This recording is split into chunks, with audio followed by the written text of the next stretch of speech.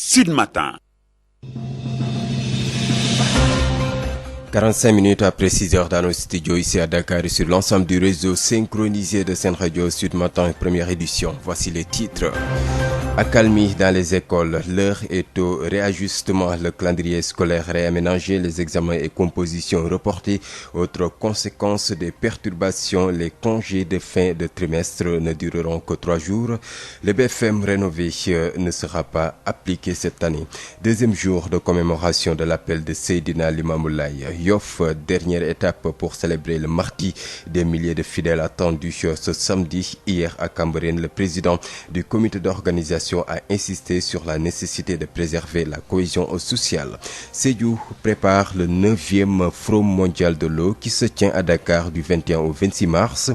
La région a abrité un pré-forum d'identification des besoins prioritaires, l'accès à l'eau potable, l'assainissement et l'hygiène publique. Les acteurs promettent de porter le plaidoyer aux instances du forum. 27 soldats tués dans une attaque qui a visé le camp de l'armée malienne dans la localité de Mondoro. La MINUSMA condamne.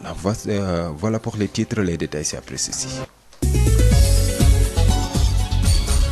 Babacar Samb. Bonjour et bienvenue. Conséquence des perturbations notées dans le secteur de l'éducation au terme de la grève des enseignants, l'État a mis en place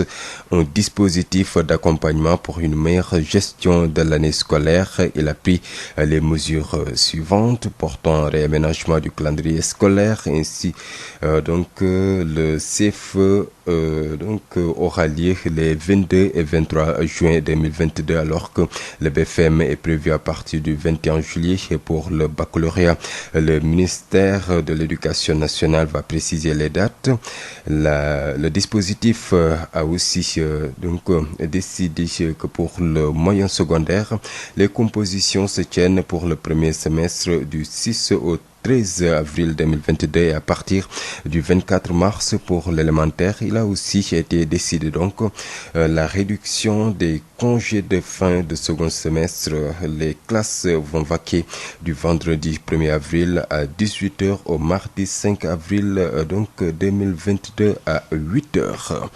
Et puis, 142e édition de l'appel de Seydina Limamou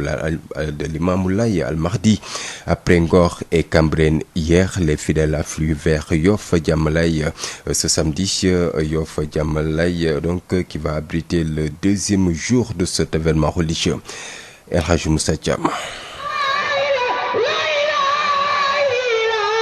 La communauté laïenne célèbre la 142e édition de l'appel de Seydina Limamou Laye à Yoff, où ce dernier, en 1883, avait lancé Fama Adjibo Dayalaye après avoir reçu la lumière divine dans la grotte de Ngor Khontouba, lieu de retraite et de prière du mardi. Durant cette cérémonie à Cambérène, le président du comité d'organisation Seydina Issa Laye a abordé le thème qui est le rôle de l'éducation dans la lutte contre l'extrémisme. Ce dernier a exhorté les tenants des institutions sociales comme l'école ou la mosquée à œuvrer pour la jeunesse, car on est dans un monde secoué par l'insécurité et l'extrémisme. Ce dernier a indiqué qu'on doit insister sur la citoyenneté pour avoir des citoyens modèles afin de garantir une cohésion sociale et de préserver la stabilité dans le pays. Pour le marabout conférencier Mam Libas, il a exhorté les fidèles à se conformer aux enseignements du Mahdi. Les festivités de cet événement religieux vont se poursuivre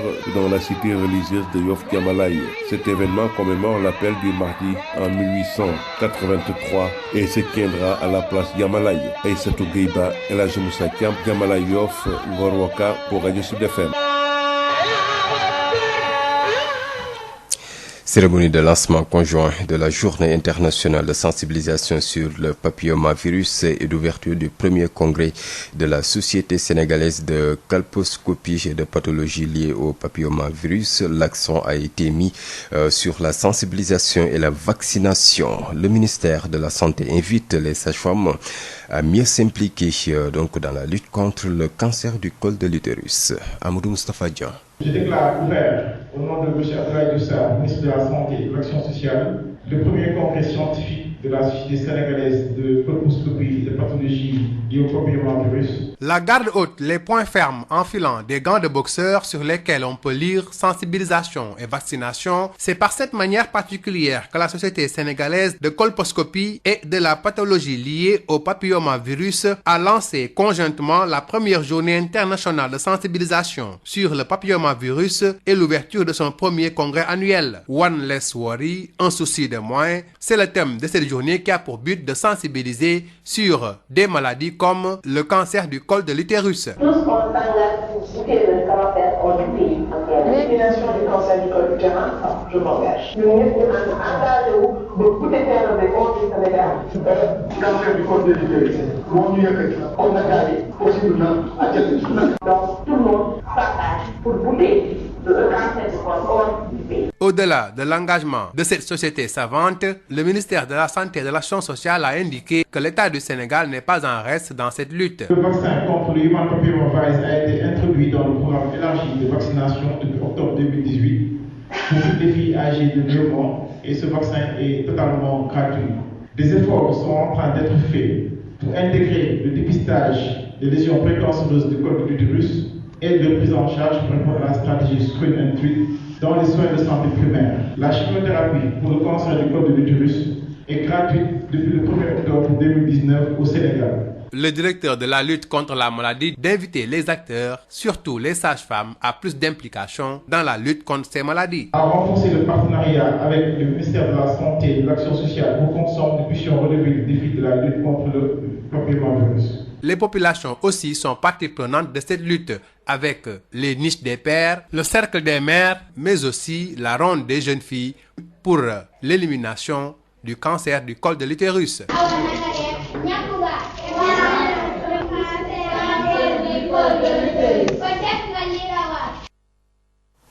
Et parlons du développement des communes. La finance islamique comme opportunité pour le développement des collectivités territoriales au Sénégal, l'agence de développement municipal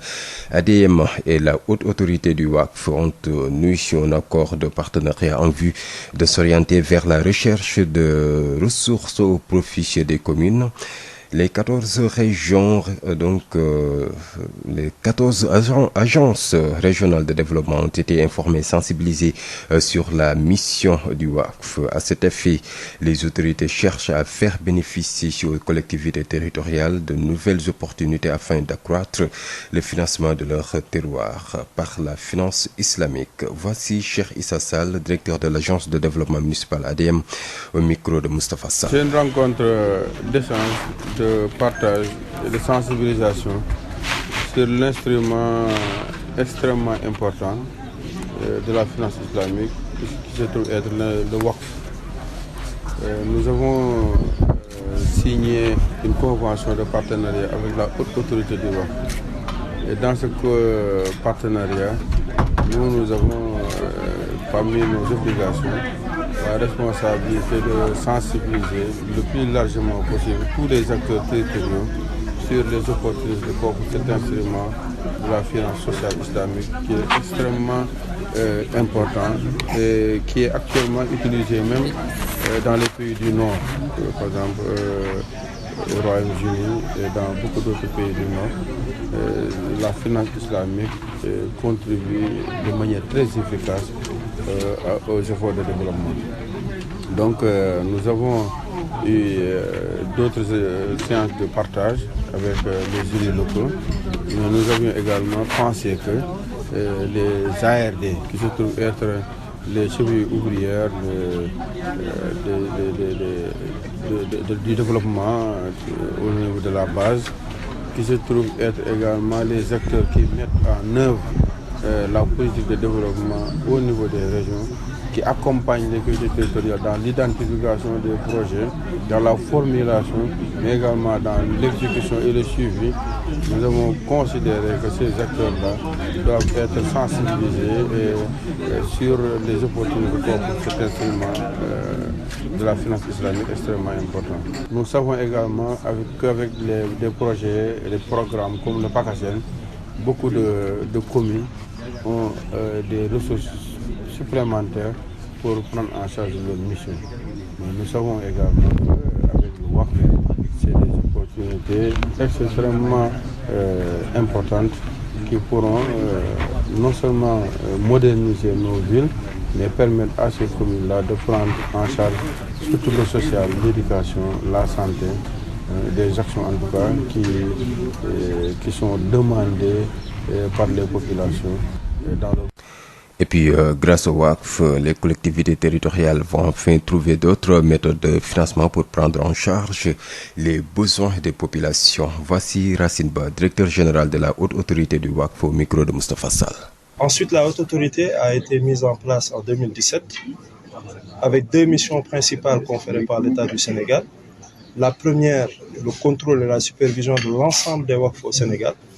Parce que le constat était celui-ci, c'est qu'au Sénégal, le WACF est une réalité. Beaucoup de WACF ont été mis en place, mais ont été freinés en matière de développement du fait qu'il n'y avait pas une loi pour les protéger. Donc cette loi-là vient protéger les biens WACF. Dorénavant, toute personne qui investit dans le WACF est protégée par une loi, parce qu'il est dit que les personnes qui font les constitutions des WACF le font auprès d'un notaire qui transmet l'acte de constitution à la haute autorité et nous permettent de jouer pleinement notre rôle de contrôle et de supervision. Donc les vœux du donateur, de son vivant comme après sa mort, seront dorénavant préservés. Et l'autre mission conférée à la haute autorité du WACF est une mission d'investissement. Donc la haute autorité du WACF a la mission d'investisseur public pour le compte de l'État. Et donc nous faisons des WACF publics. Des WACF publics que nous pouvons faire en collaboration avec les communes du Sénégal. Donc des projets qui peuvent être mis en place. Et l'exemple patent, c'est la construction d'infrastructures immobilières qui peuvent servir de centres commerciaux et dont les revenus générés vont permettre de financer les actions sociales menées par les communes. Les communes sont souvent sollicitées par les mosquées pour l'entretien, la prise en charge du fonctionnement, l'eau et l'électricité. Et puis, Dakar abrite le 9e Forum mondial de l'eau du 21 au 26 mars prochain, en prélude à ce rendez-vous de la gouvernance de l'accès à l'eau, des services de l'assainissement et de l'hygiène publique. Sédhiou a abrité ces 2 derniers jours un pré-forum d'identification des besoins prioritaires de la région. Les acteurs promettent de porter le plaidoyer aux instances de ce forum pour mettre fin au calvaire des populations en milieu rural. Correspondant Sédhiou, Moussa Dramé. Il s'agit en effet d'un pré-forum régional qui vise à créer un espace de mobilisation, de concertation, de partage et de plaidoyer autour des 4 priorités thématiques du 9e Forum mondial de l'eau prévu du 21 au 26 mars prochain à Dakar. Cette tribune des acteurs de la plateforme des organisations de la société civile pour l'eau et l'assainissement au Sénégal, en collaboration avec les acteurs locaux, a donc procédé à l'identification des difficultés liées à l'accès à l'eau potable, à l'assainissement et à l'hygiène publique dans la région de Sédhiou en vue de porter le plaidoyer auprès des instance de décision à ce forum de Dakar. Cheikh Diaw de l'ONG Enfants CP, le point focal de la POSEAS de Sédhiou. Faire entendre la voix de ces 100 voix et qui n'ont pas l'opportunité de se faire entendre. Il y a notamment la question de l'accès à l'eau, la question de la potabilité, de la qualité de l'eau, la question de la cherté de l'eau. Il y a des éleveurs, il y a des agriculteurs, il y a des pêcheurs. Il y a beaucoup d'endroits qui sont dépourvus de forages fonctionnels, mais aussi de points d'eau. Il y a aussi les infrastructures d'assainissement. Mohamedou Lamine Seck de la POSEAS nationale ajoute que ce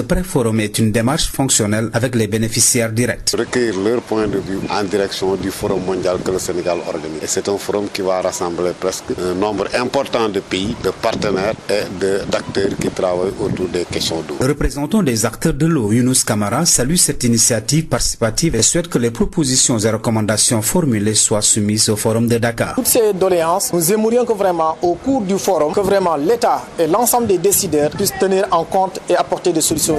auxquelles nous sommes confrontés en matière d'accès d'eau au niveau de la région de Sédhiou. A rappeler que les 4 priorités de ce forum de Dakar sont la sécurité de l'eau, notamment l'accès et la qualité, la coopération avec l'OMVS et l'OMVG, l'eau pour le développement rural et les outils, à savoir les questions de gouvernance et le financement, entre autres. Moussa Dramé, Sédhiou. 27 soldats tués, c'est le dernier bilan de l'attaque d'un camp de l'armée malienne par des djihadistes. Attaque qui a eu lieu ce vendredi dans la localité de Mondoro, située dans le centre du pays. Toujours selon le communiqué officiel, 47 terroristes ont été neutralisés et l'armée a enregistré 33 blessés, dont 21 graves et 7 portés disparus. La MINUSMA dénonce cet acte. Voilà, c'était l'essentiel de l'actualité.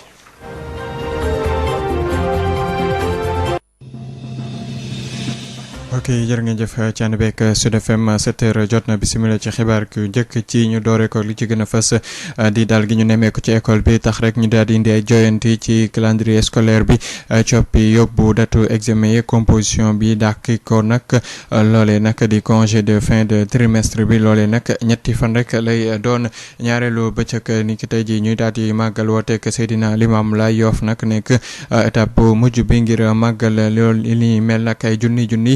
taalibe ñu ngi leen fay xaar ni ki tey jii dinañu wax itamit ca Sédhiou bi waajal juróom-ñeenteelu forum mondial bi jagleel wàllum ndox nag fii ci Ndakaaru ñaar fukki fan ak benn ba ñaar fukki fan ak juróom-benn ci weeru mars bi ñu daal di nekk ni nag diwaan boobe nag amal ab pré-forum ngir rek daal di mën a xool bu baax ana lan mooy seen soxla ki yitte ñeel wàllum ndox dinañ wax ci xibaaru bitim réew ak tàggat yaram buñ ca noppee daal di jébbal leen ngay Ndeye Ndiaye mu dikk ak yéen ci li gën a fas ci yéen kaay faram-fàccee gi nees kiis rek lay doon. Abdoulaye Diop. ci kàddu gi Assane Thioune ci xarala gi ginnaaw bañ leen nuyoo ñu door xibaaru suba si ak rek ginnaaw bu nga xamante ni njàng meek njàngale mi ak jàngalekat yi jeexal nañu seen giraw yooyee nguuru ko Sénégal daal di teg ak dispositif ngir gunge rek ñeer rek wàllum année scolaire bi nag ngir élèves yi mën a am jàng mu daal di mucc ayib loolee tax mu daal di jël yenn ci ay matuwaay ngir rek indiwaat joyanti ci calendrier scolaire bi nag ngeen jàpp ni kon CFE bi léegi dina daal di am ñaar fukki fan ak ñaar ak ñaar fukki fan ak ñett ci weeru juin bi atum 2022 ci jamono yoo xamante ni BFM bi ñu jàpp ko kon lu ko dooree ñaar fukki fan ak benn ci weeru sulet lu ñeel bac bi nag jawriñ bi ñu dénk njàng meek njàngale mi dina ci daal di dikkaat ndax waxul ban app la ñu koy daal di amal dispositif boobee nag daal di jël lu ñeel rek ci daara diggu doom gi nag ni composition yi dina am ci premier semestre bu njëkk bi kon juróom benn fan ba fukki fan ak ñett ci weeru avril atum 2022 lu ko dooree kon ñaar fukki fan ak ñeent ci weeru mars ñeel ñi nga xamante ni ñoo di tout tànk yi ñu daal di des jël ndogal itamit daal di wàññi bu baax bër giñ doon daal di am kon ci ñaareelu semestre yi classe yi kon dinañu daal di tëj aljuma benn fan ci weeru avril bu 6 heures jotee ba juróomi fan ci weeru avril di talaata ba bu 8 heures jotee suñu sukkandikoo kon ci bataaxal bi nga xamante ni jëruñ bi ñu dénk wàllum njàng meek njàngale mi daal na koy daal di siiwal ñu daal di wax ci téeméer ak ñeent fukk ak ñaareelu édition wooteek Seydina Limamou Laye gi ñu koy daal di màggal ginnaaw Ngor ak Cambérène ni ki démb kon ñoom taalibe yi laay ni ñu ngi leen di xaar kon ca Yoff Jàmmalaay bi war a am ñaareelu bëccëg ñuy màggal kon boobu lekk woote démb nag ca Cambérène ak Ngor ki nga xamante ni moo yor jiite wàllum comité organisation bi dikkaat na bu baax rek ci ñeel wàllum cohésion sociale di dal gi ñu nemmeeku ci réewum Sénégal El Hadj Moussa Thiam.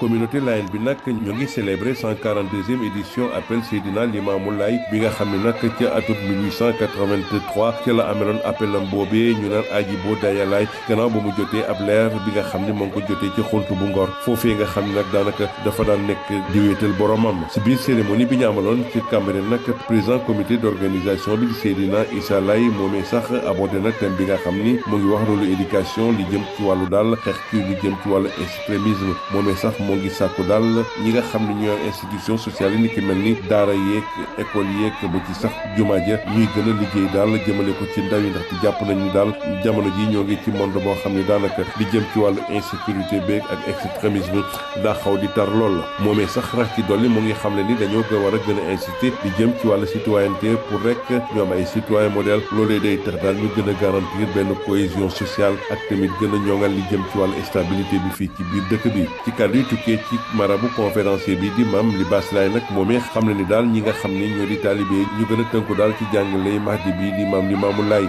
moomee jàpp na ni loolee rek mooy yoon woo xam ni moo leen ci mën a génnee li jëm nag ci wàllu xumbe li dinañ ko gën di wéyal nag ndax suba si ci samedi ji daal ca la ñu fas yéene amal li nga xam ni moo di appel bi foofee ca Yoff Jàmmalaay événement boobee nag mooy fàttali appel bi Mahdi bi defoon foofee ca jamonoy 1883 te danañ ko amal foofee ca place Jàmmalaay Aïssatou Gueye Ba ak El Hadj Moussa Thiam noonu ñu joti xibaar yi fii ci Ngor Yoff pour rajo Sud FM.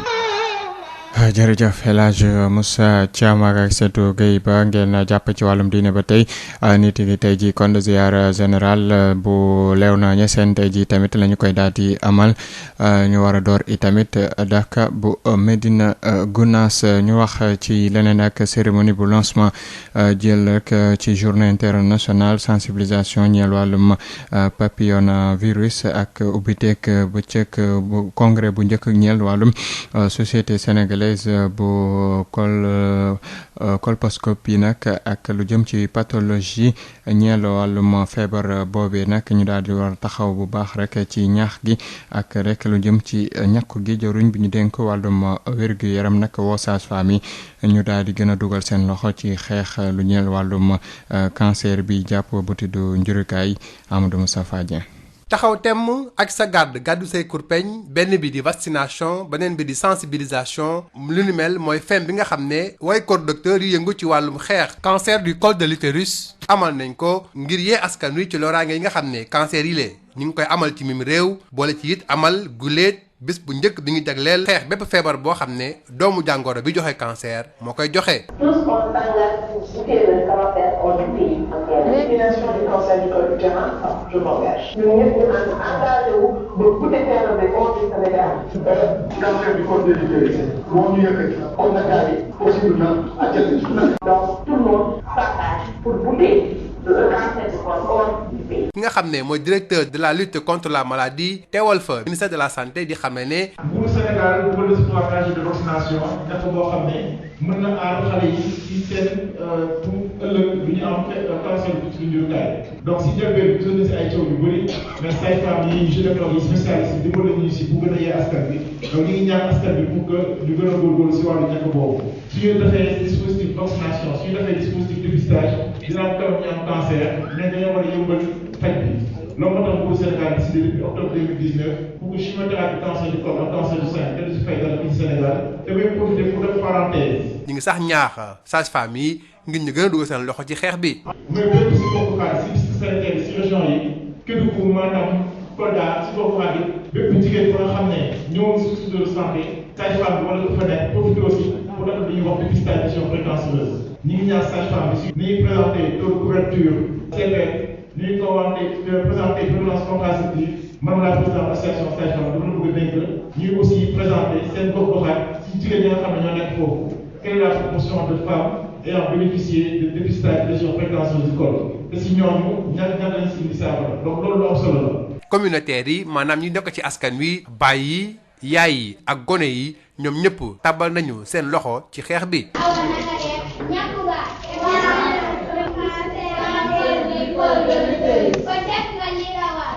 Amadou Moustapha Dieng ñu wax ci li jëmale kanam commune yi nag lii di finance islamique nekk na lu ca baax loolee waral agence développement municipal di ADM ak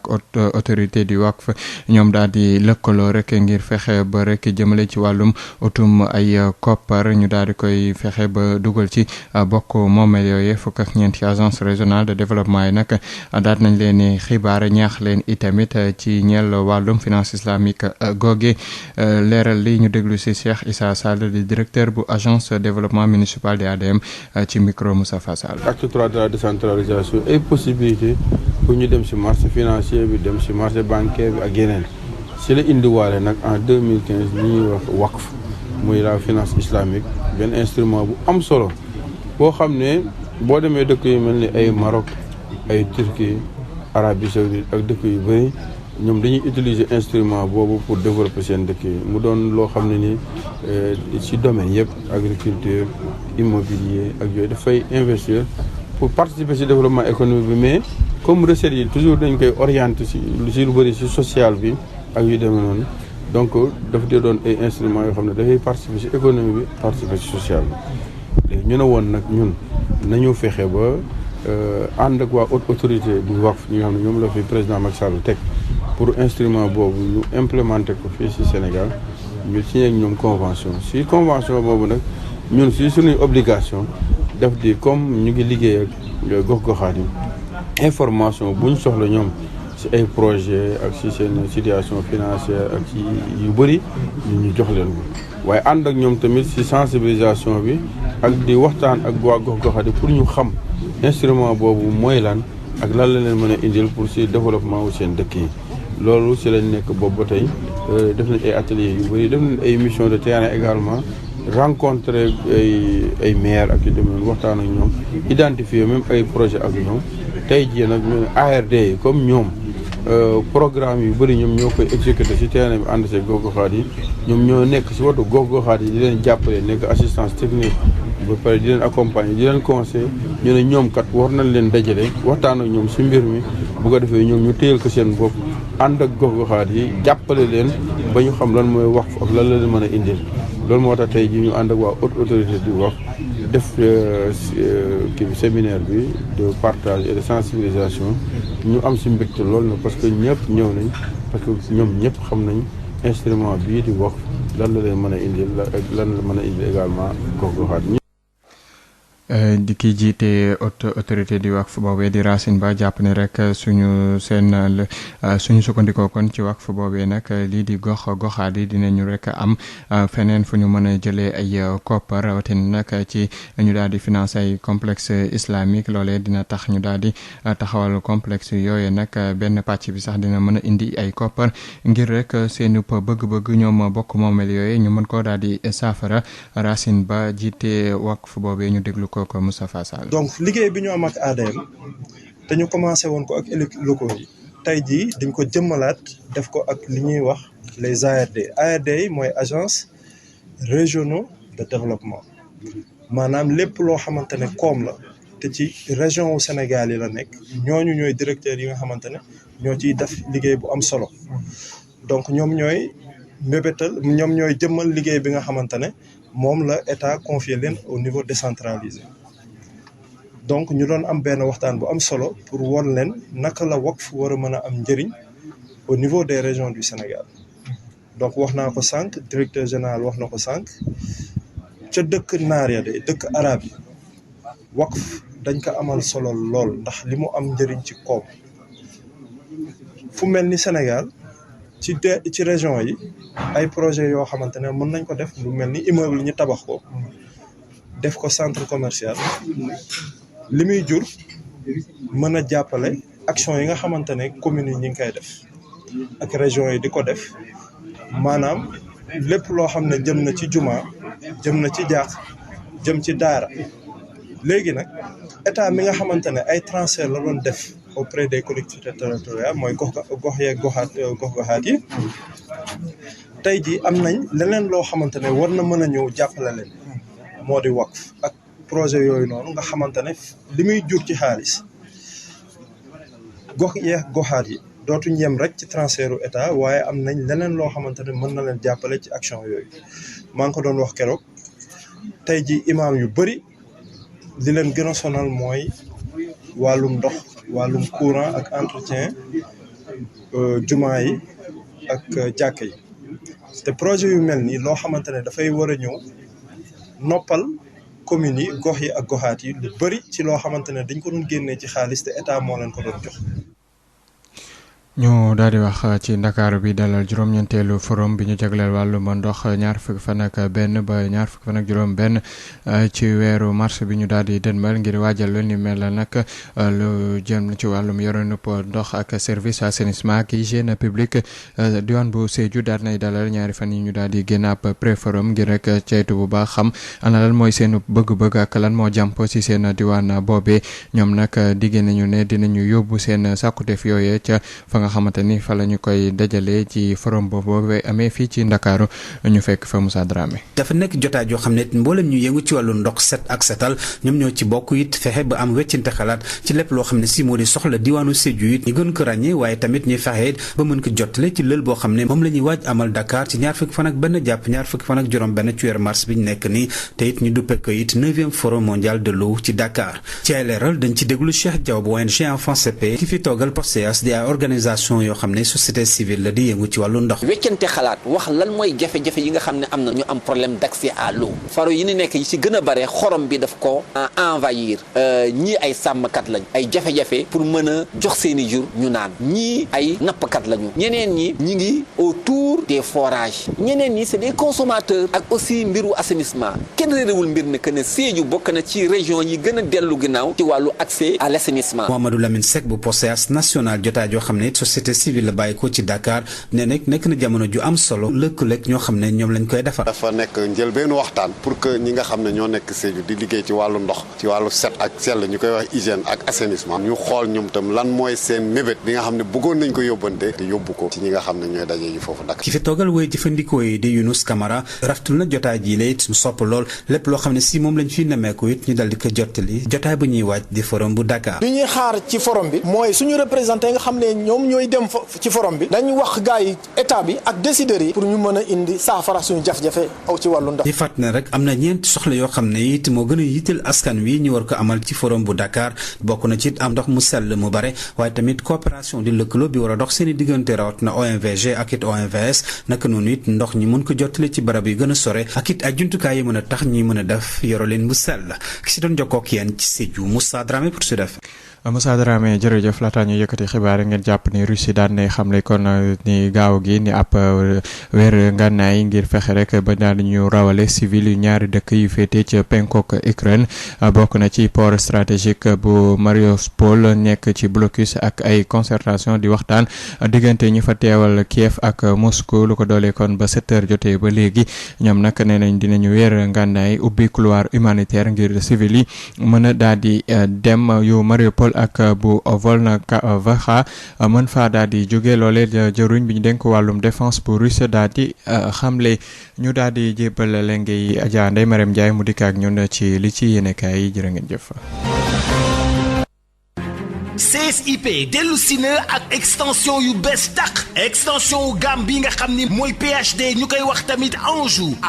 mbokk yi diamètre bi nag yokku na diamètre bi 20 la jógee dem ba 125 àndandoog accessoire yi nga xam ni moo di ay accessoire coude JR TJR manchon JR bouchon JR vanne JR embout JR collier prise en charge waaye nag dañoo desandi ci suñu cœur de métier muy PVC am nañu gamme évacuation ak assainissement lu ko dalee diamètre 32 ba 400 ak ay accessoires am gamme pression 20 ba 400 ak ay accessoires am gannaaw gamme classique bi nga xam ne am nañ ko nag am nañu diamètre 140 225 280 355 en tuyau ak accessoires yow daal waxal li nga bëgg rek te loo bëgg ñu indil la ko am nañu it ay tube orange pour fil électrique CSIP dafa jël li nga xam ni moom moo di amélioration wu qualité wu liggéey daal di koy teg ci kanam ngir bëgg rek ngeen di am satisfaction képp kuy def bâtiment munoo ñoo mooy waaye kay na nga ñëw daal di wax ak ñun ñu defal la li nga xam ni moom moo di li nga bëgg ci norme yi nga xam ni moom la bâtiment laaj ci norme yi nga xam ni moom la liggéey laaj ci norme yu PVC laaj ci norme yu tuyauterie laaj képp kuy def bâtiment irrigation ak adduction d'eau nañ ñu bàyyi xel ndaxte kat réew mi yëpp ak ñuy bàyyi xel ndax suñu liggéey bu mucc ayib mbokk yi fekk leen ñu jam ñaajoo loo domaine industriel numéro 66 wala nga woo ñu ci 77 569 03 69 77 569 03 69 wala 78 123 90 90 wala 33 950 54 54 suñu email csip@csip.sn suñu site web mën ngeen ko visiter www.csip.sn. J'adore l'instant où je savoure ma boisson punch. De nouveaux goûts incomparables avec ses différents parfums: orange, pomme, mangue, ananas, coco, limonade et cola. Punch, le goût bien de chez nous. Votre boisson punch vous offre la revue de presse. ndoxu waalo ndox mu neex saa yu ñu mare naan waalo la ñuy taamu dafa sel woyof te neex a naan ndoxu waalo moo baax si bépp xew fu mbooloo mi dajee waalo mooy teraanga bi ñuy séddoo butel bi neexatee neex a yóbbaale te ñaar fukki dërëm rekk lay jaar ndoxu waalo. établissement Mbaye et frères nekk spécialiste ci lépp lu jëm ci tabax kër ngir mu mucc ayib te taaru lu ci mel ni aluminium pour bâtiment, fenêtre, porte ak protection, inox, fibrociment pour toiture. boo bëggee tabax lu mucc ayib matériaux yu baax te wóor ngay wut. établissement Mbaye et frères am na itam gamme rideau métallique, lame pleine, tube ondulé, fer forgé pour menuisier métallique yi. inox ngir seeni ouvrage balcon profil d'aluminium ak vitrage faux plafond BA13 ak gamme vert te xam ngeen ne nawet bi yegsi na moo tax étanchéité bi lu fa am solo la pour seeni commande mën ngeen woote ci établissement Mbaye et Frères ci HLM 1 avenue Cheikh Ahmadou Bamba 33 864 75 15 wala 78 598 17 17 ca établissement Mbaye et Frères ay ndaw yu xarañte mën seen liggéey ngeen di fa fekk ñu toppatoo leen ni ngeen ko bëggee. CSIP, Boisson Punch et l'eau minérale Wallo et les établissements Mbaye et Frères vous offrent la revue de presse. Ndeye Mariam Ndiaye. Mesdames et messieurs, bonjour. 142e appel de Seydina Limamou Laye. Hier, c'était la ferveur religieuse à Cambérène. À l'ouverture de l'édition de cette année, nos confrères de Sud Quotidien écrivent que le président du comité d'organisation, Seydina Issa Laye, a alerté sur les prémices qui menacent la cohésion sociale connue du Sénégal. Pour lui, il est nécessaire que tout soit centré sur la citoyenneté et que tous les germes de division soient écartés. Seydina Issa Laye jure et met en garde en soutenant que si ce legs basé sur une harmonie n'est pas à préserver, le Sénégal risque de subir des situations de crise beaucoup plus atroces que ce qui se passe présentement dans certains pays de la sous-région. Il invite dès lors toutes les autorités religieuses à faire de sorte que le vivre ensemble soit préservé. Et toujours dans son allocution, nos confrères du journal Le Sud Quotidien nous rapportent que le président du comité d'organisation de l'appel est revenu aussi sur le rôle des parents dans l'éducation de leur progéniture. Pour lui, les parents doivent être des exemples, il n'y a pas de conflit de génération, les adultes doivent être à l'écoute des jeunes et les jeunes doivent laisser le temps de réflexion sous l'encadrement des adultes. Dans le quotidien Le Soleil, nos confrères écrivent également qu'hier, lors de la présente édition de l'appel de Seydina Limamou Laye, les jeunes ont été invités à avoir des comportements exemplaires. Mais il y a aussi ces mises en garde contre les excès qui sont une menace pour la stabilité du pays. L'autre événement religieux qui démarre aujourd'hui, c'est le Dakar de Médina Gounass. Nos confrères du quotidien Le Soleil nous en parlent et écrivent que ferveur et dévotion seront au rendez-vous à Médina Gounass, terre du Dakar, retraite spirituelle qui se tient du 5 au 15 mars 2022. Et cette terre de spiritualité témoigne déjà de l'ardeur dévote des fidèles. À présent, nous parlons des élections législatives qui se préparent déjà au niveau de la coalition Benno Bokk Yakaar. La mouvance présidentielle a réuni hier au King Fahd Palace les 104 responsables désignés pour constituer les délégations qui devront sillonner les 46 départements du pays en perspective des élections législatives du 31 juillet prochain. Nos confrères du journal Vox Populi qui nous en parlent nous expliquent que la coalition Benno Bokk Yakaar compte tout faire pour exorciser les démons de la division. Le Forum mondial de l'eau se prépare. Il est prévu du 21 au 26 mars prochain et en prélude à ce 9e forum, le secrétariat exécutif a lancé hier le festival de l'eau ou Festi-Eau dont le but est de sensibiliser la population sur cette rencontre mondiale. Et selon le secrétaire exécutif Abdoulaye Sène, l'eau doit être un facteur de paix et non un facteur conflictogène. Et pour lutter pour la préservation de l'eau, c'est Mamadou Mignane Diouf qui compte mener la bataille. Le coordonnateur du Forum social sénégalais dénonce le fait que l'eau commence à être érigée en une denrée mercantile par un système capitaliste et il dit être en ordre de bataille pour que l'eau soit reconnue comme un bien commun et un droit constitutionnel donc inaliénable. Et justement, en parlant d'eau et surtout d'eau potable, dans le journal L'Info, nos confrères nous indiquent que le khalife général des Mourides veut régler définitivement le problème de l'eau à Touba. Serigne Mountakha, très affecté par les problèmes d'eau, a avoué sa volonté profonde d'engager de grands travaux qui permettront de ravitailler suffisamment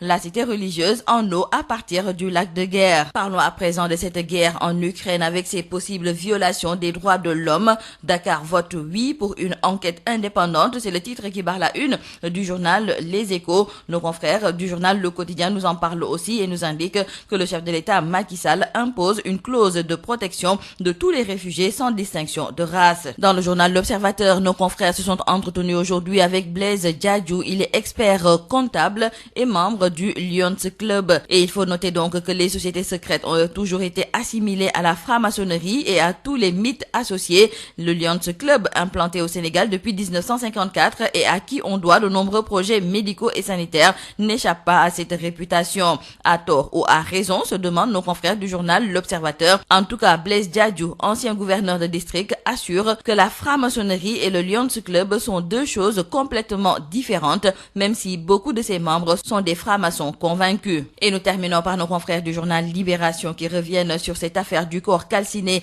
découvert dans les champs à Dangour. Une horrible exécution par le feu, titre nos confrères, qui nous explique que l'individu en question, non encore identifié, a été déshabillé, ligoté, des mains aux pieds, attaché avec une ceinture au niveau de la poitrine, bâillonné puis brûlé vif. Les premiers éléments de l'enquête révèlent que la barbarie a été commise par plusieurs personnes et nos confrères d'ajouter que la piste d'un règlement de compte est surtout privilégiée. C'est tout à vos journaux et très bonne lecture. CSIP dellu si na ak extension yu bees tàq extension wu gamme bi nga xam ni mooy PHD ñu koy wax tamit Anjou mbokk yi diamètre bi nag yokku na diamètre bi 20 la jógee dem ba 125 àndandoog accessoire yi nga xam ni moo di ay accessoire coude JR TJR manchon JR bouchon JR vanne JR embout JR collier prise en charge waaye nag dañoo descendi ci suñu cœur de métier muy PVC am nañu gaamu évacuation ak assainissement lu ko dalee diamètre 32 ba 400 ak ay accessoires am gamme pression 20 ba 400 ak ay accessoires am gannaaw gamme classique bi nga xam ne am nañ ko nag am nañu diamètre 140 225 280 355 en tuyau ak accessoire yow daal waxal li nga bëgg rek te loo bëgg ñu indil la ko am nañu it ay tube orange pour fil électrique CSIP dafa jël li nga xam ni moom moo di amélioration wu qualité wu liggéey daal di koy teg ci kanam ngir bëgg rek ngeen di am satisfaction képp kuy def bâtiment munoo ñoo mooy waaye kay na nga ñëw daal di wax ak ñun ñu defal la li nga xam ni moom moo di li nga bëgg ci norme yi nga xam ni moom la bâtiment laaj ci norme yi nga xam ni moom la liggéey laaj ci norme yi PVC laaj ci norme yu tuyauterie laaj képp kuy def bâtiment irrigation ak adduction d'eau nañ ñu bàyyi xel ndaxte kat réew mi yëpp ak ñuy bàyyi xel ndax suñu liggéey bu mucc ayib mbokk yi fekk leen ñu jam ñaajo loo domaine industriel numéro 66 wala nga woo ñu ci 77 569 03 69 77 569 03 69 wala 78 123 90 90 wala 33 950 54 54 suñu email csip@csip.sn suñu site web mën ngeen ko visiter www.csip.sn. J'adore l'instant où je savoure ma boisson punch. De nouveaux goûts incomparables avec ses différents parfums: orange, pomme, mangue, ananas, coco, limonade et cola. Punch, le goût bien de chez nous. Votre boisson punch vous offre la revue de presse. ndoxu waalo ndox mu neex saa yu ñu mare naan waalo la ñuy taamu dafa sel woyof te neex a naan ndoxu waalo moo baax si bépp xew fu mbooloo mi daje waalo mooy teraanga bi ñuy séddoo butel bi neexatee neex a yóbbaale te ñaar fukki dërëm rekk lay jaar ndoxu waalo. établissement Mbaye et frères nekk spécialiste ci lépp lu jëm ci tabax kër ngir mu mucc ayib te taaru lu ci mel ni aluminium pour bâtiment, fenêtre, porte ak protection, inox, fibrociment pour toiture. boo bëggee tabax lu mucc ayib matériaux yu baax te wóor ngay wut. établissement Mbaye et frères am na itam gamme rideau métallique, lame pleine, tube ondulé, fer forgé pour menuisier métallique yi. inox ngir seeni ouvrage balcon, profil d'aluminium ak vitrage, faux plafond BA13 ak gamme vert. te xam ngeen ne nawet bi yegsi na moo tax étanchéité bi lu fa am solo la. pour seeni commande mën ngeen woote ci établissement Mbaye et frères ci HLM 1 avenue Cheikh Ahmadou Bamba 33 864 75 15 wala 78 598 17 17. ca établissement Mbaye et frères ay ndaw yu xarañte mën seen liggéey ngeen di fa fekk ñu toppatoo leen ni ngeen ko bëggee. CSIP, boisson punch et l'eau minérale Wallo et les établissements Mbaye et frères vous ont offert la revue de presse. Sud Matin. Babacar Samb. Sud Matin, seconde édition. Bonjour et bienvenue. Conséquences des perturbations notées dans le secteur de l'éducation. Au terme de la grève des enseignants, l'État a mis en place un dispositif d'accompagnement pour une meilleure gestion de l'année scolaire. Il a pris les mesures suivantes portant un réaménagement du calendrier scolaire. Ainsi, le CFE aura lieu le 22 et 23 juin 2022, alors que le BFM est prévu à partir du 21 juillet pour le baccalauréat. Le ministère de l'Éducation nationale va préciser les dates. Et le dispositif a ainsi décidé pour que le moyen secondaire, les compositions se tiennent pour le premier semestre, donc du 6 au 13 avril 2022 et à partir du 24 mars pour l'élémentaire. Il a aussi donc été décidé la réduction des congés de fin de second semestre. Les classes vont vaquer du vendredi 1er avril à 18h au mardi 5 avril 2022 à 8h. Parlons de la 142e édition de l'appel de Seydina Limamou Laye. Après Ngor et Cambérène hier, les fidèles affluent vers Yoff Diamalaye. Ce samedi, Yoff Diamalaye qui va abriter le deuxième jour de cet événement religieux, El Hadji Moussa Thiam.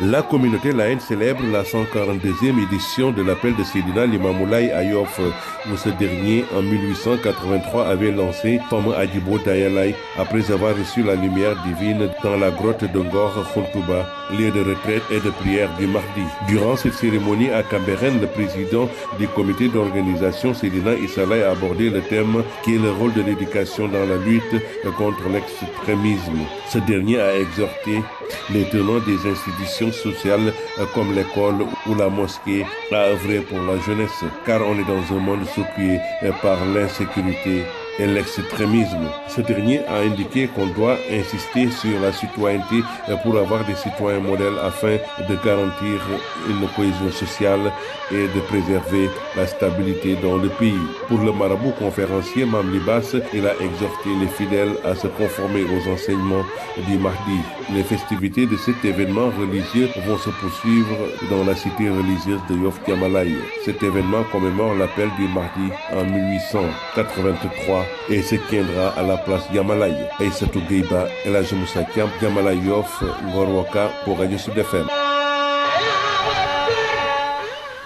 Dakar de Médina Gounass, une retraite spirituelle de 10 jours qui débute ce samedi 5 mars. La retraite spirituelle donc qui se tient ou bien même se passe chaque année à 10 km de la cité de Médina Gounass et dure 10 jours pendant lesquels les pèlerins récitent le Coran et procèdent à des invocations. Il s'agira de la il s'agira donc d'une retraite spirituelle où des milliers de fidèles viendront des 4 coins du monde pour perpétuer l'œuvre de Thierno Mohamedou Seydouba avec notamment les 10 jours de recueillement et de prière sous la direction du khalife Thierno Amadou Tidjane Ba.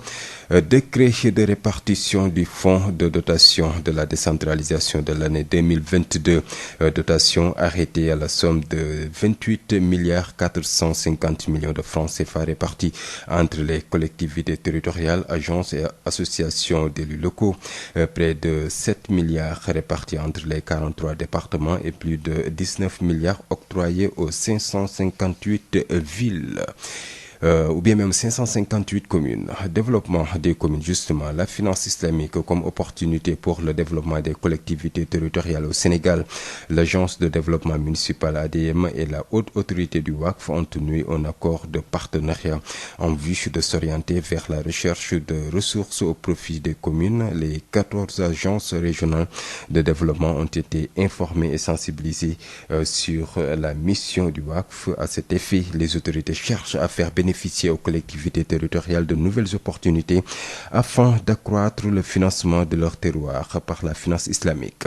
Voici Cheikh Issa Sall, directeur de l'agence de développement municipal ADM au micro de Moustapha Sall. C'est une rencontre d'échange, de partage et de sensibilisation sur l'instrument extrêmement important de la finance islamique qui se trouve être le WACF.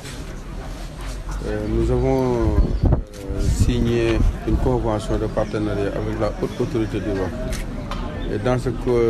partenariat, nous avons parmi nos obligations la responsabilité de sensibiliser le plus largement possible tous les acteurs territoriaux sur les opportunités pour cet instrument de la finance sociale islamique qui est extrêmement important et qui est actuellement utilisé même dans les pays du Nord, par exemple au Royaume-Uni et dans beaucoup d'autres pays du Nord. La finance islamique contribue de manière très efficace aux efforts de développement. Donc nous avons eu d'autres séances de partage avec les élus locaux. Mais nous avions également pensé que les ARD, qui se trouvent être les chevilles ouvrières du développement au niveau de la base, qui se trouvent être également les acteurs qui mettent en œuvre la politique de développement au niveau des régions, qui accompagnent les collectivités territoriales dans l'identification des projets, dans la formulation, mais également dans l'exécution et le suivi. Nous avons considéré que ces acteurs-là doivent être sensibilisés sur les opportunités pour cet instrument de la finance islamique extrêmement important. Nous savons également qu'avec des projets et des programmes comme le PACASEN, beaucoup de communes ont des ressources supplémentaires pour prendre en charge leur mission. Mais nous savons également qu'avec le WACF, c'est des opportunités extrêmement importantes qui pourront non seulement moderniser nos villes, mais permettre à ces communes-là de prendre en charge surtout le social, l'éducation, la santé, des actions en tout cas qui sont demandées par les populations dans le. Et puis le WACF permet aux collectivités territoriales de trouver d'autres méthodes de financement, surtout en ce qui concerne les finances, le financement des complexes islamiques. Selon le directeur général de la haute autorité du WACF, Racine Ba, que nous écoutons avec Moustapha Sall. Ensuite, la haute autorité a été mise en place en 2017 avec deux missions principales conférées par l'État du Sénégal. La première, le contrôle et la supervision de l'ensemble des WACF au Sénégal. Parce que le constat était celui-ci, c'est qu'au Sénégal, le WACF est une réalité. Beaucoup de WACF ont été mis en place, mais ont été freinés en matière de développement du fait qu'il n'y avait pas une loi pour les protéger. Donc cette loi-là vient protéger les biens WACF. Dorénavant, toute personne qui investit dans le WACF est protégée par une loi, parce qu'il est dit que les personnes qui font les constituants des WACF le font auprès d'un notaire qui transmet l'acte de constitution à la haute autorité et nous permettent de jouer pleinement notre rôle de contrôle et de supervision. Donc les vœux du donateur, de son vivant comme après sa mort, seront dorénavant préservés. Et l'autre mission conférée à la haute autorité du WACF est une mission d'investissement. Donc la haute autorité du WACF a la mission d'investisseur public pour le compte de l'État. Et donc nous faisons des WACF publics. Des WACF publics que nous pouvons faire en collaboration avec les communes du Sénégal. Donc des projets qui peuvent être mis en place. L'exemple patent, c'est la construction d'infrastructures immobilières qui peuvent servir de centres commerciaux et dont les revenus générés vont permettre de financer les actions sociales menées par les communes. Les communes sont souvent sollicitées par les mosquées pour l'entretien, la prise en charge du fonctionnement, l'eau et l'électricité. Les écoles coraniques. Donc voilà une panoplie d'offres que présente le WACF. Donc il s'agira de soulager les budgets de ces communes-là, de ne plus compter uniquement sur les transferts, mais de pouvoir mettre en place des projets d'investissement à travers le WACF et les revenus générés viendront en complément des transferts de l'État. Passation de service au conseil départemental de Nioro. Malaw Sow, président sortant du conseil départemental, passe la main à Ali Mané, le président entrant. Donc une passation de témoins qui a eu lieu dans une parfaite harmonie. Pour Ali Mané, c'est le département de Nioro du RIP qui a gagné. Il appelle à l'unité pour un RIP prospère et émergent. Ali Mané, président du conseil départemental de Nioro du RIP, que nous écoutons avec Mamadou Kamara. Le président sortant, Mohamed Saoudi Malaw, son discours qui nous a servi, nous le remercions. C'est ça la démocratie, c'est Nioro qui a gagné. C'est la famille du président de la République qui a gagné, c'est la majorité présidentielle qui a gagné dans ce département. Vous avez suivi notre conseil tout à l'heure, vous avez vu tout ce qu'on a voté a été à l'unanimité. Il n'y a pas eu de vote contre, il n'y a même pas eu d'abstention. On a dégagé, après l'installation de nos commissions, on a dégagé des pistes de développement en organisant un forum de développement pour Nioro sur le plan local, recenser tous les problèmes et réfléchir sur toutes les solutions de développement de notre département. Au mois d'avril, Inch'Allah, on a associé la société civile locale qui joue un rôle très important à la personne de Mamalik Ba et la jeunesse aussi, on les a intégrés. Toutes les collectivités du département qui sont au nombre de 15. Pourquoi on associe? Parce que le conseil départemental ne peut pas se développer ou développer la localité sans les maires. Donc les maires sont une partie intégrale du conseil départemental. Dans le développement, aujourd'hui, Nioro veut reprendre ce qui l'appartient. Qu'est-ce qui appartient à Nioro? C'est le développement. Si on apprend l'histoire, on vous dirait qu'entre Sabouyo et Koutango, les premiers ports de développement de l'Afrique de l'Ouest. C'était ici qu'on transportait l'arachide, c'était ici qu'on transportait tout ce qu'on exportait à l'étranger. Vous avez vu ce projet, ce grand projet, l'entente du bassin versant de Kerdiata, qui est un projet de 20 milliards de francs CFA et que le conseil départemental vient de ratifier ou bien de donner son adhésion. Donc tout ceci pour dire que nous sommes prêts à relever les défis du développement. Le commissaire chargé des infrastructures de la CEDEAO, Patigué, indique que le FODET, un fonds pour la mise en place des infrastructures dans les 15 pays de la sous-région, pourrait générer 300 millions de dollars par an. La révélation a été faite lors d'une rencontre des experts, rencontre clôturée ce vendredi à Dakar. Patigué, que nous écoutons avec El Hadj Malick Ndiaye. La commission de la CEDEAO a organisé à Dakar depuis 3 jours une réunion en vue de la mise en œuvre d'un fonds pour la préparation et le financement des projets dans les secteurs des transports et de l'énergie. Comme vous le savez, la CEDEAO est confrontée à d'importants défis dans le secteur des infrastructures. Nos pays, depuis les 10 dernières années, ont connu des taux de croissance de l'ordre de 5 à 7%. Malgré cette croissance, le développement et l'emploi des jeunes rencontrent beaucoup de difficultés. C'est pourquoi la CEDEAO a estimé qu'il était important de voir les voies et moyens pour renforcer nos infrastructures dans le secteur de l'énergie, des transports, des télécommunications et des ressources en eau. C'est pourquoi la CEDEAO a décidé de mettre en place ce fonds qu'on appelle le FODET, qui sera alimenté par un prélèvement sur les ressources d'exportation des hydrocarbures, des mines et de l'agriculture. Un constat a été déjà recruté, qui a fait une étude qui a été soumise à l'ensemble des pays pour leur permettre d'une meilleure appropriation de ce projet si important. Cette réunion avait pour objet de recueillir les avis et les recommandations des pays membres de la CEDEAO sur ce projet si important. De la réunion, il se dégage un consensus sur l'importance du projet et la nécessité d'aller de l'avant pour sa mise en œuvre rapide. Cependant, les États ont soulevé des préoccupations liées à la Covid. Sud FM. Dakar abrite le 9e Forum mondial de l'eau du 21 au 26 mars prochain, en prélude à ce rendez-vous de la gouvernance de l'accès à l'eau, des services de l'assainissement et de l'hygiène publique. Sédhiou a abrité ces 2 derniers jours un pré-forum d'identification des besoins prioritaires de la région. Les acteurs promettent de porter le plaidoyer aux instances de ce forum pour mettre fin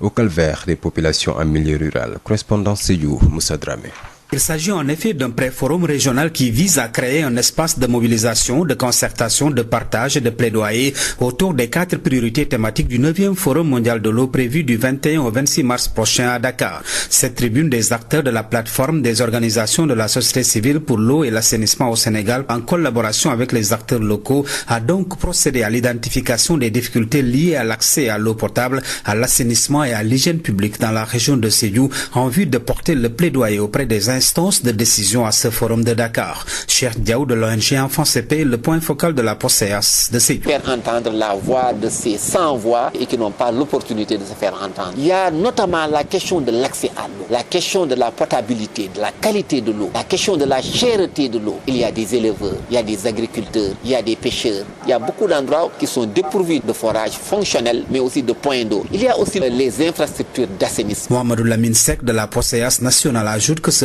forum est une démarche fonctionnelle avec les bénéficiaires directs. Recueillir leur point de vue en direction du forum mondial que le Sénégal organise. Et c'est un forum qui va rassembler presque un nombre important de pays, de partenaires et d'acteurs qui travaillent autour des questions d'eau. Le représentant des acteurs de l'eau, Younous Kamara, salue cette initiative participative et souhaite que les propositions et recommandations formulées soient soumises au forum de Dakar. Toutes ces doléances, nous aimerions que vraiment au cours du forum, que vraiment l'État et l'ensemble des décideurs puissent tenir en compte et apporter des solutions idoines auxquelles nous sommes confrontés en matière d'accès d'eau au niveau de la région de Sédhiou. A rappeler que les 4 priorités de ce forum de Dakar sont la sécurité de l'eau, notamment l'accès et la qualité, la coopération avec l'OMVS et l'OMVG, l'eau pour le développement rural et les outils, à savoir les questions de gouvernance et le financement, entre autres. Moussa Dramé, Sédhiou, Sud FM. Les réactions d'indignation se multiplient après le lancement par l'ambassade de l'Ukraine au Sénégal d'une procédure d'enrôlement de personnes de nationalité sénégalaise ou étrangère à partir du territoire sénégalais. Un membre de la société civile coldoise dénonce un manque de respect et estime que l'ambassadeur de l'Ukraine doit répondre devant la justice sénégalaise.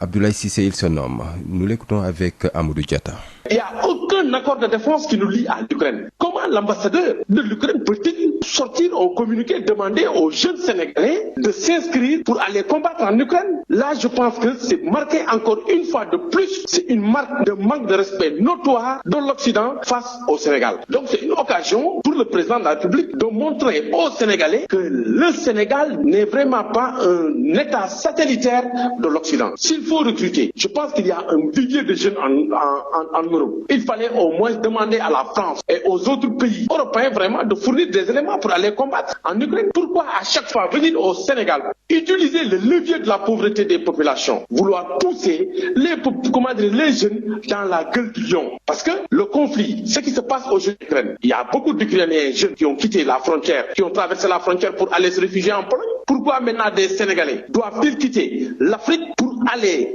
en Europe combattre en Ukraine? Moi, je pense que c'est une fois de plus un manque de respect notoire de cette ambassade. C'est-à-dire que l'ambassadeur de l'Ukraine doit en principe être essayé en justice parce qu'il y a une loi qui condamne de telles déclarations et de tels actes vraiment dans ce pays-là. Et c'est une occasion vraiment de régler le problème définitivement pour montrer aux différentes ambassades occidentales que le Sénégal n'est ni un État satellitaire ni un district militaire aussi de l'Occident.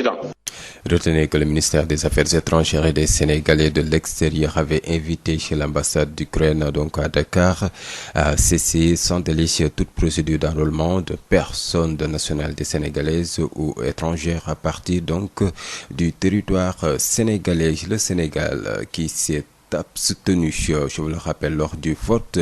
mercredi dernier par l'Assemblée générale des Nations unies d'une résolution exigeant donc de la Russie la cessation immédiate de l'usage de la force militaire contre l'Ukraine. Acte raciste à l'encontre des Africains qui fuient le conflit en Ukraine. Justement, la plateforme Jami Réumi, regroupant des organisations de la société civile vivement préoccupées par ces informations, exhorte les États à respecter scrupuleusement les principes et règles du droit international et du droit international humanitaire relatif à la protection de la vie et des victimes de conflits armés. Elle demande Jàmmi Réew mi donc aux États africains de saisir cette crise majeure comme une opportunité pour remettre à jour le débat sur la démocratisation des relations internationales et d'offrir à l'Afrique un siège permanent au Conseil de sécurité des Nations Unies. 27 soldats tués, c'est le dernier bilan de l'attaque d'un camp de l'armée malienne par des djihadistes, attaque qui a eu lieu ce vendredi dans la localité de Mondoro, située dans le centre du pays. Toujours selon le communiqué officiel, 47 terroristes ont été neutralisés et l'armée a enregistré 33 blessés, dont 21 graves et 7 portés disparus. L'aménagement dénonce cet acte. Parlons des sports. Dans cette édition d'information, le champion du Sénégal en 2021, le Dakar Université Club, et c'est basketball bien sûr, sera le représentant du Sénégal à la deuxième édition de la Basket Africa League BAL qui démarre ce samedi justement au Dakar Arena. Le Dakar Université Club disputera le match d'ouverture dans un derby ouest africain. Il fera face au Slack de Guinée. Voilà, c'était l'essentiel de l'actualité. À partir de 8h, vous aurez Abdoulaye Diop pour le journal Wolof. D'ici là, portez-vous bien. Canal Plus mu ngi leen di ñaanal bëccëgu jàmm. Sud FM. Il est 8h. Sud Matin. Abdoulaye Diop. ci kàddu gi Assane Dione ci xarala gi ñu leen di wax asalaamaaleykum wa rahmatullah xibaar yi suba si ñu doore kook ginnaaw ba nga xamante ni njàngale yi daal na njàngale mi ñi cay jàngale daal nañu kon daal di dakkal seen geraw googee tax nguurum Sénégal daal di jël ay matuwaay ngir rek xool ne sa def ba gën a ñoŋal année scolaire bi ci loolee nag ñu jël ay matuwaay ñeel daal di joyanti calendrier scolaire bi CFEE bi kon ñu jàpp ko di examen bi ñuy nattee tout tànk yi nag ñaar fukki fan ak ñaar ak ñaar fukki fan ak ñett ci weeru juin atum 2022 BFM bi ñu jàpp ko lu ko doore ñaar fukki fan ak benn ci weeru sulet ñu yàlla bac bi nag jëwriñ bi ñu dénk njàng meek jàngale mi loolee nag jàpp ci ab date ab kon ngeen jàpp ñi bër bi ñuy amal kon ci bu ñu composition ba noppi loolee tamit nga jàpp ni ci ñetti fan lay doon kon benn fan ci weeru avril ba talaata kon juróomi fan ci weeru avril atum 2022 premier semestre di examen yi ñeel daaru diggu doom mi ñu ngi ko jàpp juróom benn fan ba fukki fan ak ñett ci weeru avril atum 2022 lu ko dooree nag ñaar fukki fan ci weeru ñeent ci weeru mars ngeel wàllum élémentaire bi téeméer ak ñeent fukk ak ñaareelu édition wooteek bi ñuy màggal wooteek Seydina Limaamu Laay ginnaaw Ngor ak Cambérène ni ki tey ji kon laay ni ñoom dinañ utali fële ca Yoff jàmm laay bi war a deral ñaareelu bëccëg boobu lépp xew-xewu diine El Hadji Moussa Thiam.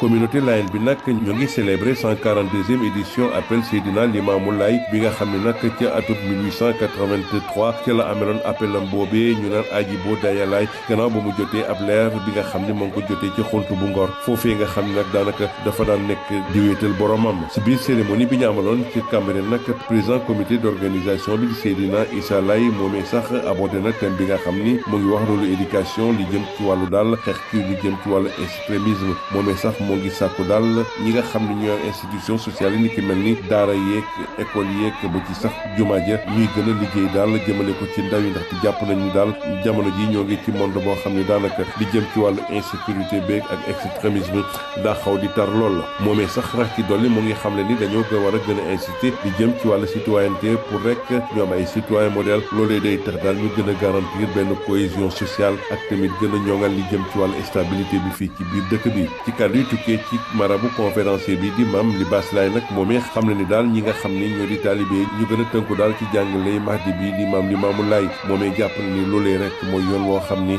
moo leen ci mën a génnee di jëm nag ci wàllu xumbe li dinañ ko gën di wéyal nag ndax suba si ci samedi ji daal ca la ñu fas yéene amal li nga xam ni moo di appel bi foofee ca Yoff Jamalaay événement boobee nag mooy fàttali appel bi Mahdi bi defoon foofee ca jamonoy 1883 te danañ ko amal foofee ca place Jamalaay Aïssatou Gueye Ba ak El Hadji Moussa Thiam noonu joti xibaar fii ci Ngor Yoff pour rajo Sud FM.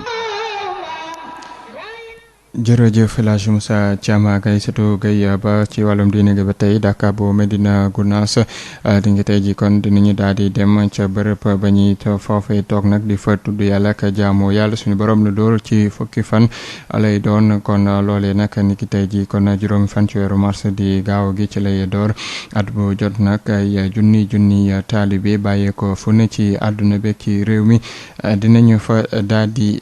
teew kon ñu daal di wax ci leneen ak lu jël rek ndorteelu répartition daanaam séddaleek fonds ñuy jàppale ñi nga xamante ni moo di bokk moomeel yeeg gox-goxaa di ñeel dotation bu décentralisation bu atum 2022 loolee nag ñu ngi ko jàpp ren ji ci ay koppar lu toll ci ñaar fukk ak juróom-ñetti milliards yu toftal ñeenti téeméer ak juróom fukki millions si suñu ay koppar ñu daal di koy rek daal di séddale kon suñu gox-goxaa di collectivité territoriale yi bokk moomeel yeeg département yi lu toll nag ci jege ci juróom-ñaari milliards dinañ ko daal di séddale ci rek ñeent fukk ak juróom benn département yi ak lu ëpp kon fukk ak juróom-ñeenti milliards ñu jox lu toll ci juróomi téeméer ak juróom-ñetti fukk ak juróom-ñetti wil yi nga xamante ni ñoo nekk fii ci réewum Sénégal ngir sax développé yokkute ko mu ñeel wàllum commune yooyu lii di finance islamique nekk na ci lu am solo ngir rek seen ëpp yokkute loolee waral agence développement municipal di ADM di kuréel gi ñu fi teg ngir mu ceytu seen ëpp yokkute ak autorité wax fi ñeel wàllum finance islamique daal di lëkkaloo ngir fexe rek ba jàppal bu baax yooyu lépp commune ñu ut ay pexe ngir mën a am ay koppar ñu daal di développer seen dëkk yooyu leerali ak Cheikh Issa Sall directeur bu agence de développement municipal di ADM ci micro Moustapha Sall. Acte 3 de la décentralisation ay possibilité pour ñu dem ci marché financier bi dem ci marché bancaire bi ak yeneen ci la indiwaale nag en 2015 li ñuy wax waqf muy la finance islamique benn instrument bu am solo boo xam ne boo demee dëkk yu mel ni ay Maroc ay Turquie Arabie Saoudite ak dëkk yu bëri ñoom dañuy utiliser instrument boobu pour développer seen dëkk yi mu doon loo xam ne ni ci domaine yëpp agriculture immobilier ak yooyu dafay investir pour participer ci développement économique bi mais comme recettes yi toujours dañ koy orienter ci lu bëri ci social bi ak yu demee noonu donc daf dee doon ay instruments yoo xam ne dafay participer ci économie bi participer ci social bi léegi ñu ne woon nag ñun nañu fexe ba ànd ak waa haute autorité du waqf ñi nga xam ne ñoom la fi président Macky Sall teg pour instrument boobu ñu implémenter ko fii ci Sénégal ñu signé ak ñoom convention ci convention boobu nag ñun ci suñuy obligation def di comme ñu ngi liggéey ak gox-goxaat yi information bu ñu soxla ñoom ci ay projet ak ci seen situation financière ak ci yu bëri ñu jox leen ko waaye ànd ak ñoom tamit ci sensibilisation bi ak di waxtaan ak waa gox-goxaat yi pour ñu xam instrument boobu mooy lan ak lan la leen mën a indil pour ci développement wu seen dëkk yi loolu ci lañ nekk boobu ba tey def nañ ay ateliers yu bëri def nañ ay mission de terrain également rencontrer ay maire ak yu demee noonu waxtaan ak ñoom identifier même ay projet ak ñoom tey jii nag ARD yi comme ñoom programme yu bëri ñoom ñoo koy exécuter ci terrain bi ànd see gox-goxaat yi ñoom ñoo nekk ci watu gox-goxaat yi di leen jàppale nekk assistance technique ba pare di leen accompagner di leen conseil ñu ne ñoom kat war nañ leen dajale waxtaan ak ñoom ci mbir mi bu ko defee ñoom ñu téyel ko seen bopp ànd ak gox-goxaat yi jàppale leen ba ñu xam lan mooy waqf ak lan la leen mën a indil loolu moo tax tey ji ñu ànd ak waa haute autorité du waqf def kii bi séminaire bi de partage et de sensibilisation ñu am ci mbégte loolu na parce que ñëpp ñëw nañ parce que ñoom ñëpp xam nañ instrument bii di waqf lan la leen mën a indil lan la mën a indil également gox-goxaat directeur général bu waqf boobee di Racine Ba jàpp ne rek suñu sukkandikoo ci waqf boobee collectivité locale yi war nañu mën a am ay yeneen pexe ngir mën a uti ay koppar rawatina nag ci jëm financement li ñu tuddee ay complexe islamique mu jàpp ne bu ñu taxawalee li ni mel benn pàcc bi dina tax rek ci koppar ñu mën lañ ca jëlee ñu daal di mën a saafara seeni ay bëgg-bëgg ñoom bokk moomele yooyu Racine Ba ñu déglu ko Moustapha Sall. donc liggéey bi ñu am ak ADM te ñu commencé woon ko ak élus locaux yi tey jii dañ ko jëmmalaat def ko ak li ñuy wax les ARD yi mooy agence régionaux de développement maanaam lépp loo xamante ne koom la te ci région wu Sénégal yi la nekk ñooñu ñooy directeurs yi nga xamante ne ñoo ciy def liggéey bu am solo donc ñoom ñooy mbébétal ñoom ñooy jëmmal liggéey bi nga xamante ne moom la état confié leen au niveau décentralisé donc ñu doon am benn waxtaan bu am solo pour won leen naka la waqf war a mën a am njëriñ au niveau des régions du Sénégal donc wax naa ko sànq directeur général wax na ko sànq ca dëkk naar ya de dëkk arab yi waqf dañ ko amal solo lool ndax li mu am njëriñ ci koom fu mel ni Sénégal ci région yi ay projet yoo xamante ne mën nañ ko def lu mel ni immeuble ñu tabax ko def ko centre commercial li muy jur mën a jàppale action yi nga xamante ne communes yi ñu ngi koy def ak région yi di ko def maanaam lépp loo xam ne jëm na ci juma jëm na ci jàkk jëm ci daara léegi nag état mi nga xamante ne ay transfert la doon def auprès des collectivités territoriales mooy gox goxaat yi tey jii am nañ leneen loo xamante ne war na mën a ñëw jàppale leen moo di waqf ak projet yooyu noonu nga xamante ne li muy jur ci xaalis goxaat yi dootuñ yem rek ci transfertu état waaye am nañ leneen loo xamante ne mën na leen jàppale ci action yooyu maa ngi ko doon wax keroog tey jii imaam yu bëri li leen gën a sonal mooy wàllum ndox wàllum courant ak entretien jumaa yi ak jàkka yi te projet yu mel nii loo xamante ne dafay war a ñëw noppal communes yi gox yi ak goxaat yi lu bëri ci loo xamante ne dañ ko doon génnee ci xaalis te état moo leen ko doon jox donc mu nekk lu am solo loo xamante ne suñu borom bi def na ko fi. mi ngoog ñu wax ci wàllum politique ak jokkalante lenge diggante Malaw Sow di président sortant bu conseil départemental bu Nioro Rip ak Ali Mané bi ko wutu ci boobu lépp poste loole nag am ci rek mbégteeg bànneex Ali Mané nag moom mu jàpp ne nag département bu Nioro di Rip moom moo daal di gagné ba tax nag mu woote mbooloo ngir rek ñu mën a amal Nioro di Rip bu mën a jëm kanam Ali Mané président conseil départemental bu Nioro di Rip ñu déglu kook Mamadou Camara. Le président sortant Momat Sow discours bi mu tenir muy discours bu ñu tugg muy discours ni ku ñu yéene réussite yàlla jox ko yeneen ndombu tànk muy discours unité ñu nekk benn nga xam ne président Macky Sall moo gañ mais au delà de ça bi ñu duggee ci salle bi xameetuñu parti politique xameetuñu opposition Nioro yëpp nekk benn lépp lu ñu voté commission yi à l'unanimité lépp lu ñu def nit ñi yëkkati benn yoon amuñu xàjj amuñ seen ku ne jox nañ la commission pour ñu liggéey ñun ñëpp wax nañ fi projet yu am solo mooy forum bi ñu war a organiser pour développement de Nioro nga xam ne société civile locale dañ ko ci intégré ci ay personnes ressources ñu mel ni nekkatuñ fi ñu ngi fi woon mais yàlla may leen expérience ak 15 maires yëpp ñu bëgg a organiser loolu au mois d'avril mais pour avant ñuy organiser dafa amoon projet bu ñu nekkoon di ci liggéey muy entente bassin versant de Kër Diatta muy projet boo xam ne yegg na ci ñaar fukki milliards am 30 projets ak lu ëpp fanweeri suuf projet agriculture pêche jógee jaar Porokhane jaar Nioro jaar Paos Taïba Niassène dem ba arrondissement Paos yëpp ñu war ko élargir tey conseil départemental bi adhéré ci ñu ko war ko élargir ci yeneen commune donc ñun pare nañ pour liggéey defar un comité consultatif nga xam ne suñuy salaire suñu carburant lii ci bëri waxuñ ne dañuy joxe parce que am na loo xam ne liggéey la dañ koy jox comité consultatif boobu nga xam ne société civile la ko diriger nga xam ne ñu xool nañ lañ koy delloo ci askan donc loolu muy décision bu am solo bu ñu jàng que ne ñun suñu ñëwee dañu ñëw jëriñ askan wi ñëwuñu pour jëriñu ci askan wi te conseil départemental Nioro war na mu gën a taxawu communes yi soutenir les étudiants jàppale les communes doubler subvention bi communes yi di jox l'association des étudiants dans chaque commune dans chaque poste de santé aussi ñu mën fa taxaw jox leen ambulance engagement yoo xam ne jël nañ ko. commission bi yor wàllum jumtuwaay di banqaas yu CEDEAO nag di Pathé Gueye daal di xamle rek ni modalité lu jëm rek ci fonds de dotation di ñu daal di taxawal kon ab fonds ngir taxawal infrastructure yooyu nag ci fukk ak juróomi réew yi nga xam te ni ñoom ñoo bokk ci CEDEAO gi loolee nag dina daal di jur lu toll ci $300 millions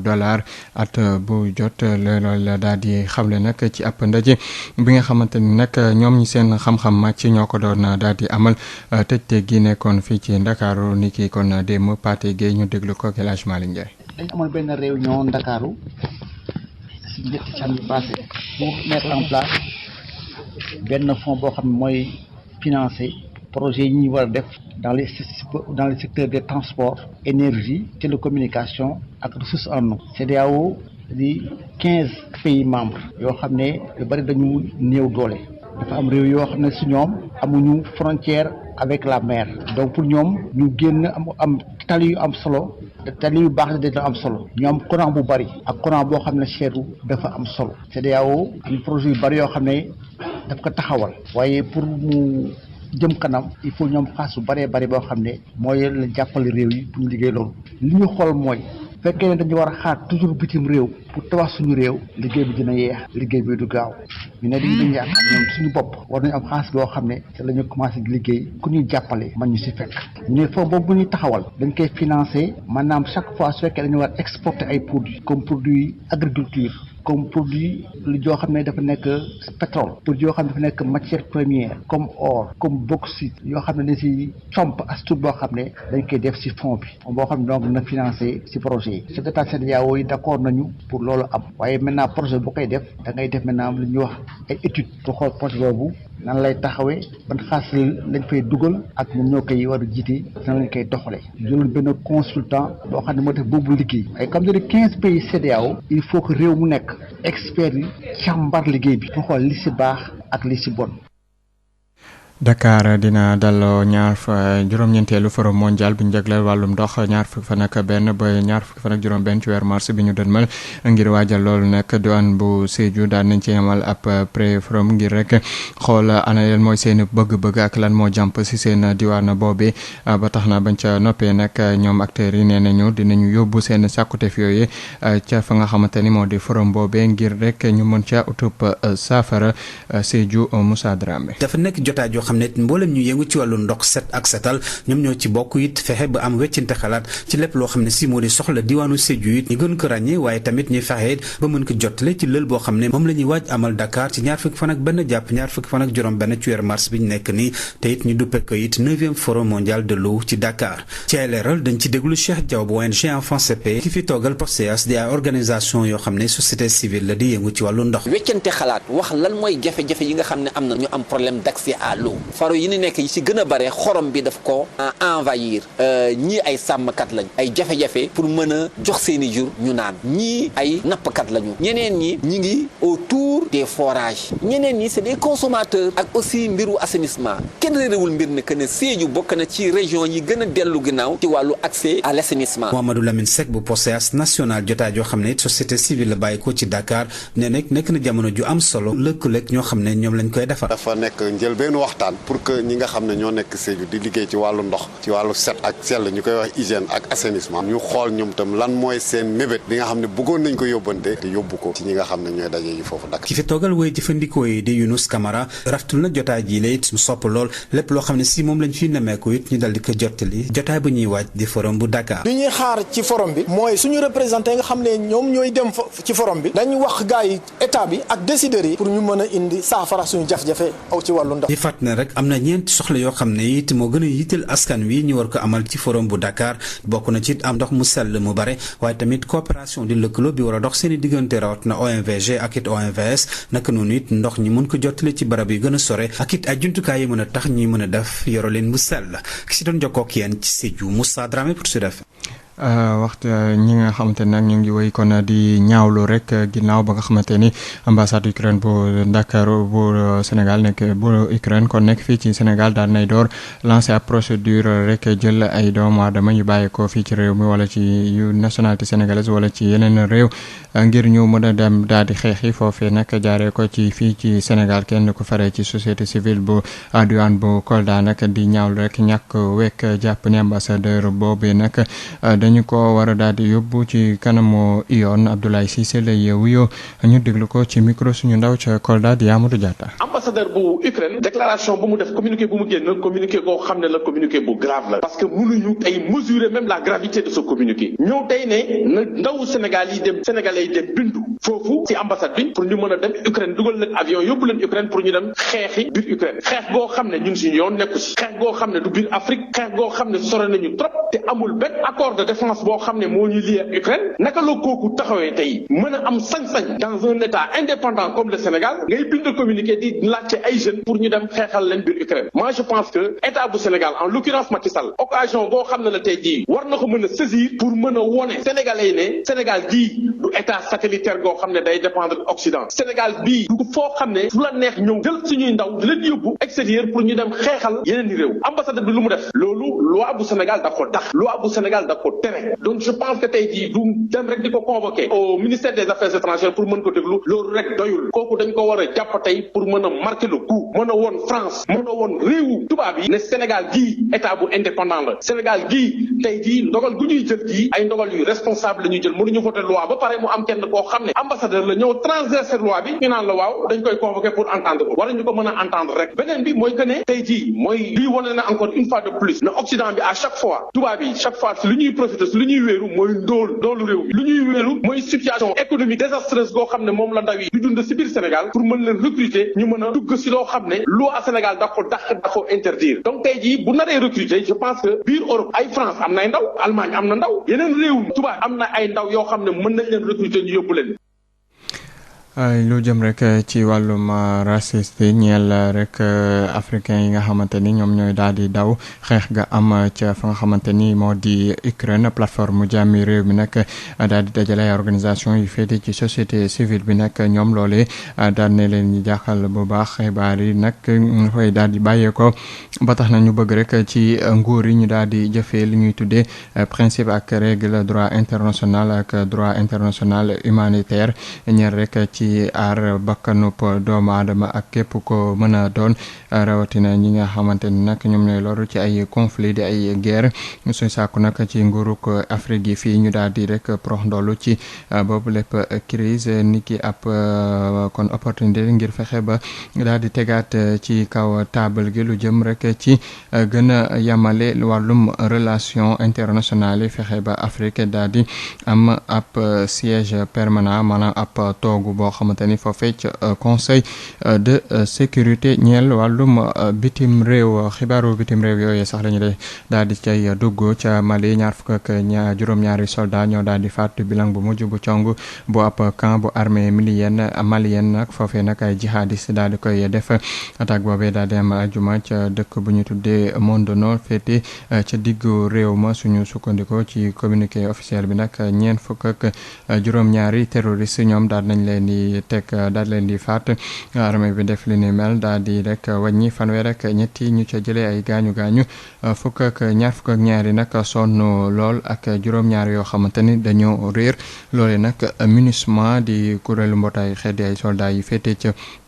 Mali foofee nag ñoom daal di nañu ñaawlu li ni mel Ukraine googu ñu doon wax sax ngeen jàpp ni kon sànq waxoon nañ ni rek Russie xamle nañ ab cessez-le-feu ngir fexe ba ñi dëkkee ca Mariupol di civil yi foofee ñu mën leen a évacuer maire dëkk ba nag maire dëkk ba foofee nag daal dinañ xamle ni loolee dina door ci njeextalu bëccëg gi évacuation civile yi ci port stratégique bu mer d'Azov nga xamante ni jamono ji takk der di armée bu Russie ñoom ñoo ko daal di wër kon ginnaaw ne nañ nag dinañu weer ngànnaay ngir fexe